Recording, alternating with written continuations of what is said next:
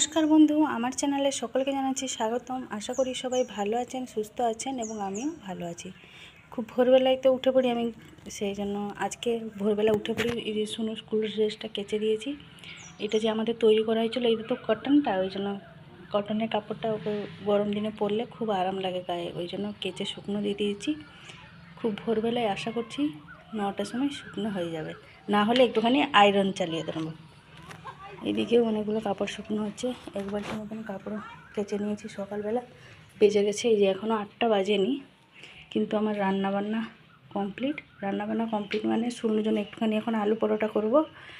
আর আজকে রান্না হয়েছে ডাল আর পটল আলু মশলা দিয়ে ভাজা হয়েছে। দরজাটা বন্ধ করে দিয়েছিলাম, ভগবানকে সেবা দিয়ে দরজাটা বন্ধ করে নিই। একদমই পুরো ভিজে গেছিলাম, সেই জন্য ভাবলাম বৃহস্পতিবার যেহেতু সকাল সকাল চানটা করে ভগবানকে সেবা দিয়ে দিই। তো 7টার মধ্যে সব কিছু কমপ্লিট হয়ে গেছে। শুনু চলে গেছে সাইকেল নিয়ে। শুনুর তো আজকে কি খুশি, আমাকে স্কুল তাড়াতাড়ি যেতে হবে, কেক আনতে হবে, রুম সাজাতে হবে, কত কী করতে হবে। টিচার্স ডে সব মানে পালন করবে স্কুলেতে। 4-5টা বন্ধু মিলে মানে সব কিছু দায়িত্ব নিয়েছে। আর চাঁদা ফাঁদা তুলে বাচ্চাদের ব্যাপার তো, আমাদেরও একদিন মানে এই সময়টা গেছে, আমরাও একদিন এইভাবেই আমাদের জীবনটা অতিবাহিত হয়েছে, তাই না?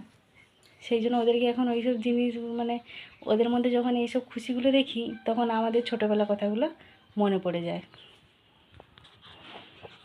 চলুন তাহলে এবার রান্না করে যাই। ডালটা একটুখানি সাঁতলাবো, সাঁতলে নেওয়ার পরে সুন্দর জন্য আবার টিফিনটাও তৈরি করবো। ডালটা সাঁতলে নিচে নামিয়ে রেখে দিয়েছি। এদিকে টিফিনে দোকান কমপ্লিট চলছে আলু পরোটার জন্য। আটাকে ভালোভাবে ম্যাশ করে নিয়েছি, লবণ হলুদ একটুখানি লঙ্কা গুঁড়ো দিয়ে।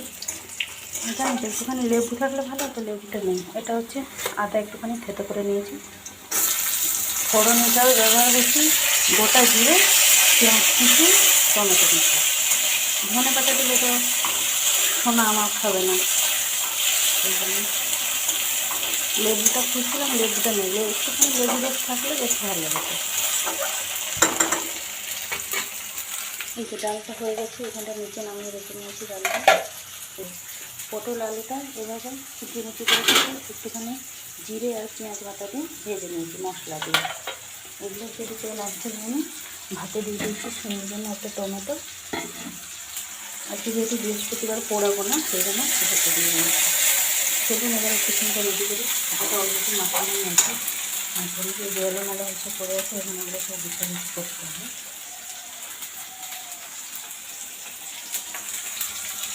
1টা বাজে। আলু পরোটাটা এখনও হয়নি, আলুটা ঠান্ডা হতে হতে এদিকে একটুখানি ঘরগুলো সব গুছাগুছি করে নিলাম। ভাবছি শোনো, স্কুল ড্রেসটা ঘরের ভিতরে পাখা চলছে, পাখায় নিয়ে দিয়ে দেবো, কারণ সেই শুকনো হয়ে গেছে, কিন্তু যেহেতু কটনের কাপড়টা না একটু দেরি হচ্ছে। এত রোদে নীলগুলো সব উড়ে চলে যাবে। মানে শুকনো ওঠানোর ঝামেলার জন্যই আমি একদম পুরো ভোর ভোর কেচে নিয়েছি। তখন কতটা অন্ধকার ছিল, তবুও দেখেন এখনও পর্যন্ত যেন শুকনো হচ্ছে না। ওই জন্য ঘরের ভিতরে নিয়ে পালিয়ে এসেছি, এখানে পাখাটাতে দিয়ে দেবো। আশা করছি শুকনো হয়ে যাবে। বালিশের উপরে দিয়ে দিয়েছি, শুকনো হয়ে যাবে। পাখাটা চললে পাখাতেই মনে হচ্ছে শুকনো হবে। আর একটু ভিজে ভিজে থাকলে কোনো ব্যাপার না, গরম দিন গায়ে দিয়ে চলে যাবে। হালকা হালকা ভিজে থাকলেও কিছু না, গায়ে পড়লে নিলে শুকনো হয়ে যাবে। রান্নার বাসনগুলো সব বেরিয়েছে। প্রথমে যাই পরোটাটা করে নিই, আলু পরোটা, তারপরে এসে এগুলো সব মাজা ধোয়া করবো। এই যে আলু পরোটা আমার কমপ্লিট, 3টে করে দিয়েছি, কারণ শুনুন তো প্রচুর বান্ধবীগণ আছে, সেই জন্য চলে এসছে আমার শুনু। হয়ে গেছে আলু পরোটা, বেজে গেছে 9টা, শুনু চলে এসছে। আর এই যে আমাদের ইন্ডিয়ান মমসদের এই যে জুগাড়ু নম্বর 1 শুনু। জামাটা শুকনো হচ্ছিল না, ভাবলাম কী করবো, তারপর ভাবলাম আমার কাছে তো রিং লাইটটা আছে, তার উপরেই জামাটা দিয়ে দিই, যাওয়ার সময় শুকনো হয়ে যাবে। শুনে এসে হাসছে, কী করবো বলুন, ওকে টাইম মতন জামাটা তো আমাকে শুকনো করে দিতে হবে, কী অসুবিধা হবে এতে শুকনো হবে। এই জন্যই বলে ইন্ডিয়ান মমসগুলো হচ্ছে জুগাড়ু নম্বর 1। এটা আমার জীবনের প্রথম জুগাড়ু। ভালো হয়েছে মা। চলুন তাহলে এবার শুনুকে ভাতটা খাইয়ে দিই। ততক্ষণে আশা করছি ও যখন ভাত খেয়ে চান করে রেডি হবে, আপাতত ড্রেসটা শুকনো হয়ে যাবে। বেজে গেছে 11:30 মতন, চলে এসেছি, অনেকক্ষণ হলো। 11টার সময়, 11টা বাজেনি, 10 মিনিট বাকি ছিল, চলে এসেছি। আমরা সেখানে বসেছিলাম, তারপরে সুনুরা ওর বন্ধুগুলো অনেকগুলো মিশে সব টেস্টের বাড়িতে কেক আর কী কী লাগবে সব নিয়ে এসে ও স্কুলে ঢুকলো, ওকে দেখে দিয়ে আমি তারপরে এলাম।